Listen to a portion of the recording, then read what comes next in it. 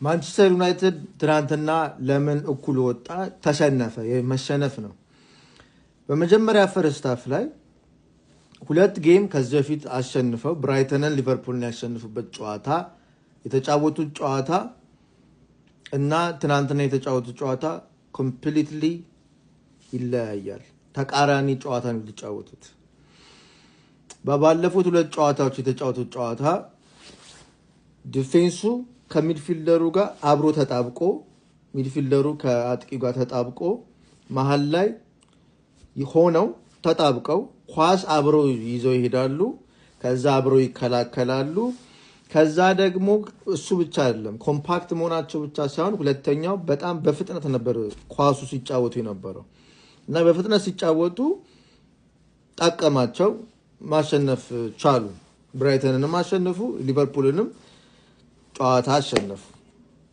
ትናንትና አሞሪም መክሯቸው ተጫዋቾቹም እንደ ተጫዋቾች የተጫወቱት ጨዋታ ፕላናቸው በጣም በፍጹም የማይሰራ የማይጠቅም ጨዋታ ተጫወቱ ምንድነው ልዩነቱ ፈርስት ሃፍ ላይ አንድ ጎል አገቡ ከማግባታቸው በፊትም ከማግባታቸው በኋላ ደግሞ በደንብ የሚጫወቱት ጨዋታ በጣም የዘገየ ፍጥነት የሌለው ቴምፖ በጣም የወረደ በፍጥነት እየተቀባበሉ ወደፊት እየሄዱ አልነበረም ሉክሶ ብራይተን ጋር ሲጫወት ከፊት ለፊት እየሄደ ያጠቃ እየተከላከለ ማርክ ያደረገ ሲመላለስ ነበር ወደፊት ኳስ ሲሄድ አብሯቸው ይከተላቸው ነበር አብሮ ማለት ሁሌ ኳላ አለ ኩኛ ኳስ ይዞ ሲሄድ ሁሌ አጠገቡ አለ ከዛ ኳስ ሲይዝ ደግሞ ወደፊት ድራይቭ ያደርጋል ማለት ነው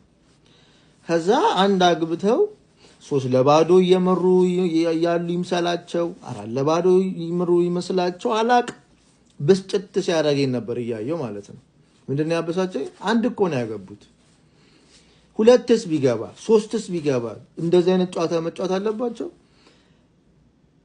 እጅ ሲወጣ ይዝናናሉ በረኛው ኳስ ሲይዝ ዘና ይላል ሌላ ማግባት አለባቸው እንጂ ኳሱን እኮ መፍጠን አለበት ከዛ ሉክሾ እና ኩኛ ወደፊት ሲይዝ ከፊት ያሉት ሰዎች መሃል ላይ ወደ አጥቂ እና ፈርናንዴስ ሲይዙ እዛ አማድ ሲይዝ ኳላ ራቅ ብሎ ነው የሚጠብቋቸው ከዛ ኳስ ይመልሳሉ ወደ ኋላ ማለት ነው ወደፊት እንደሚሄድ ኳስ ወደ ኋላ ከዛ ተራርቀዋል በጣም ሚድፊልድና ዲፌንሱ ተራርቀው ነበር ይሄን ደግሞ ያደረጉት በፕላን ነው ኖቲንግሃም ፎረስት ነው የሚጫወቱት ለምን እንደዚህ አይነት ፕላን እንዳመጡ ለምን ብሬቭ መሆን እንዳቃታቸው ሪስክ መውሰድ እንዳቃታቸው በፍጥነት መጫወት እንዳቃታቸው ለምን እሱን ጨዋታ መጫወት እንዳልፈለጉ ኮቹ ነው መልሱ የሚያውቀው ኮቹና ልጆቹ አሁን ሚስጥሩን አናውቅም ኮቹም ሊሆን ይችላል ልጆቹም ምን ቢሆኑ ይችላል ግን አሰልጣኙ ያላቸው ነው የሚያደርጉት ብዬ ነው ማምነው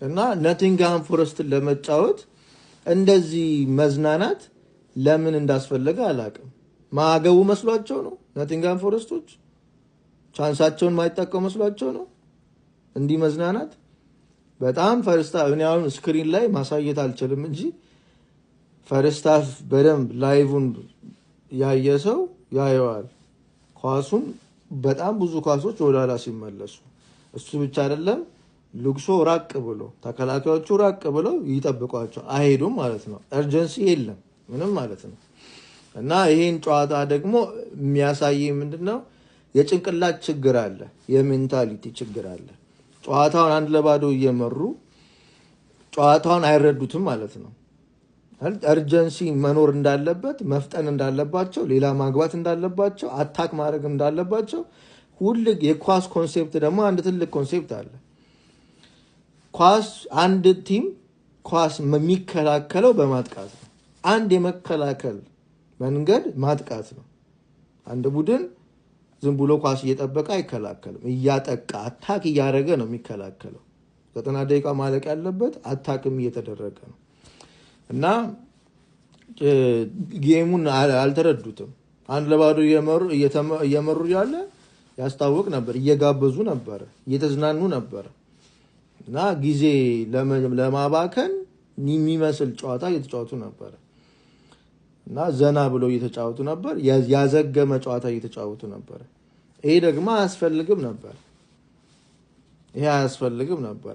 ጌሙን ማወቅ ነበረባቸው፣ መረዳት ነበረባቸው። ከመጀመሪያው ጀምሮ መጫወት ያለባቸውን ጌም ማወቅ ነበረባቸው። አሁንም ተስፋ እንዳያገኝ ደጋፊው እንዳለ አድርገውታል።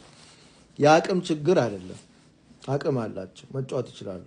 ግን ጭንቅላታቸው ላይ መስራት አለባቸው። ኮቹም ደግሞ ለምን ነገር እንደሚያወሳስብ አላቅም።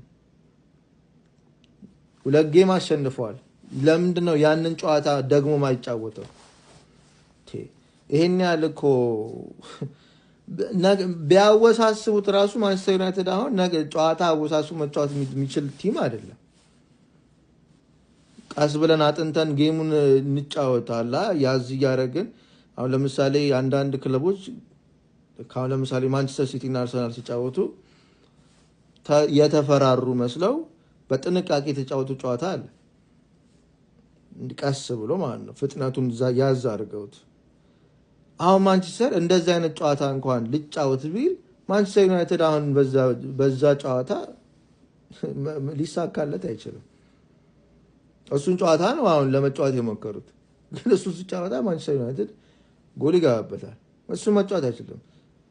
በርንሌይ ላይ 2 ጎል ገብቶበታል። ሁሌ ጎል ይገባበታል። በቃ ማንቸስተር ዩናይትድ አሁን መጫወት የሚችለው ብራይተን ላይ እና ሊቨርፑል ላይ የተጫወተውን ጨዋታ መጫወት ነው።